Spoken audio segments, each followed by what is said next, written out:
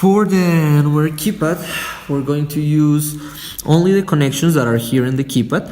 As you can see, there are some black connections and there are some white connections.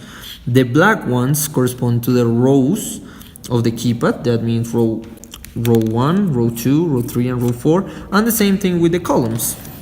Column 1, 2, 3, and 4. So we're going to connect the rows starting on the number 9. So it will be 9, 8, 7, 6, and then 5, 4, 3, and 2. For that, we're going to use some jumpers.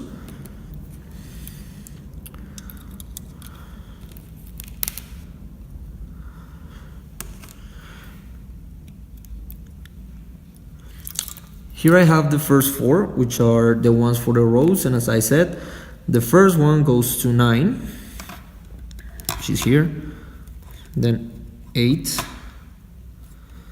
then 7,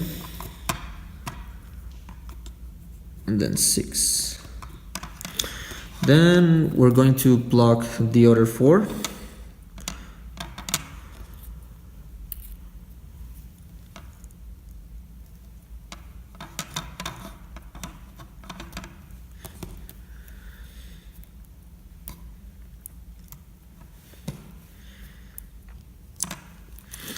On the order, they go 5,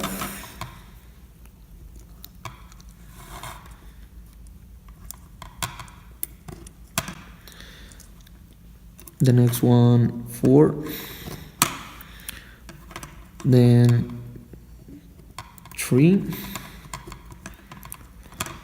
and finally 2. So we have to plug all 8 cables. In the rows goes 9, 8, 7, 6, and the columns, which are in white here, they go to 5, 4, 3, 2. And for the keypad, this is the code. There's a lot of parts that are necessary that you always have to write. To begin, we have to include a new library, and it is a downloaded library, so as usual, you can Google it, keypad, library, Arduino, and it's pretty easy to find. As usual, program, include library, add zip library. Here you select where the library is stored, and after you select it, you go again to program, include library, and you scroll all the way down until you find the library keypad.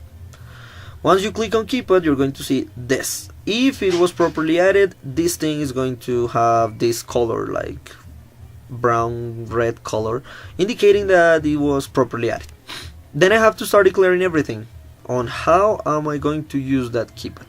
So to begin, we have different types of keypad. So here we have to declare what type of keypad I have.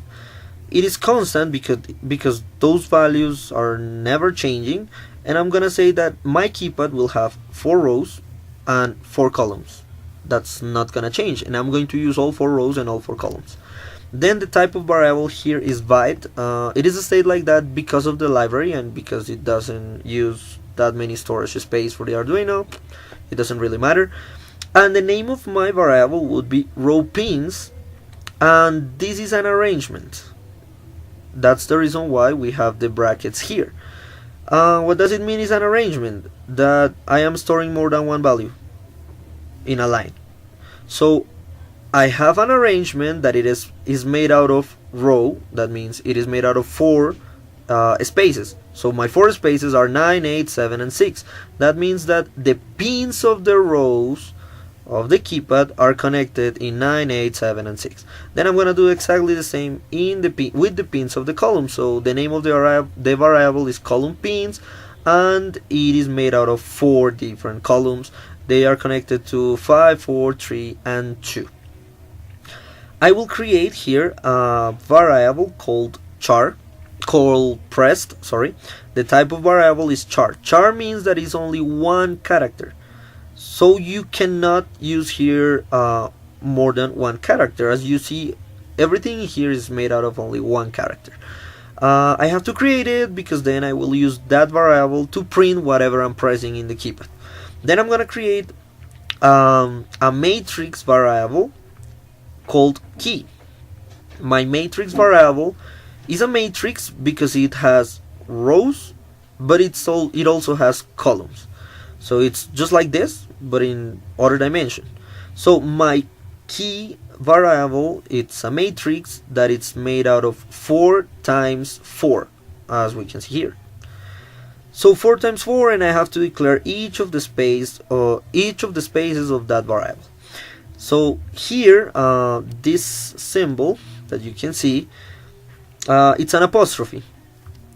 Every single character has to be inside of 2 apostrophes, so it will be recognized, and you can see it in blue.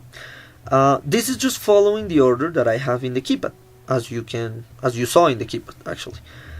And then here I will finish. Remember to place the commas here, here, and here, and remember these are braces, not brackets. And finally, I have the instruction keypad that is here, so I can create my object. So my object, the name of my object is my keypad, and that would be equal to a keypad, which is what I'm using. It's necessary to use it. This line, we have to use it, and this is the way we have it. So keep in mind that the first K is in capital letter, here and also here. Then this other line will basically instruct the keypad into the Arduino. So I'm gonna create a map, make a key map. I'm going to create a map here, and the map is made out of this matrix. The map will have 4 times 4 in this case, which is this, and I'm using all 4 rows and all 4 columns. You need to copy it exactly as it is here, because that's the reason why we declared all this in the first place. So all this code is necessary. What you can change are these characters that are here. So the Arduino will recognize different things when you're pressing the button of the keypad. Then on the void setup, I will just declare that I'm gonna use the serial monitor, so I use serial begin 1900. And finally, in the void loop, what's going to happen over and over again, the Arduino is going to check the variable pressed that I declare here on top will be equal to my keypad, because it's the name of the keypad that I created here, is the name of the object, and the method is getKey.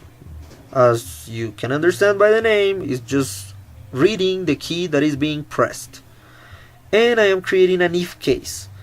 So if pressed, that means this variable is not equal, this is the meaning of this, is not equal to no key. That might be a little bit confusing, but if you take out this no and this other no, you're going to have if pressed is equal to key.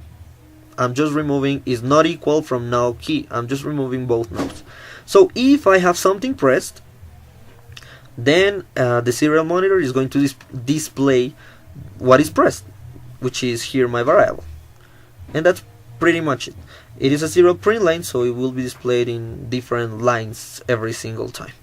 And that's gonna happen every single time. So if you press one key and then the next one, you're going to see all the keys that are being pressed in the serial monitor, as we're about to see. Okay, so to try the keypad, I'm gonna leave the keypad here. As you can see here, I have already the code open, and I already upload the file into the Arduino board. So the only thing I will open the serial monitor, and here automatically, as soon as I press a key, I'm going to see the value that I assigned here in the serial monitor. So if I press 5, I'm gonna see the 5 and the pound, and it's gonna work on each of the keys. But what is recognizing is the values that I have here.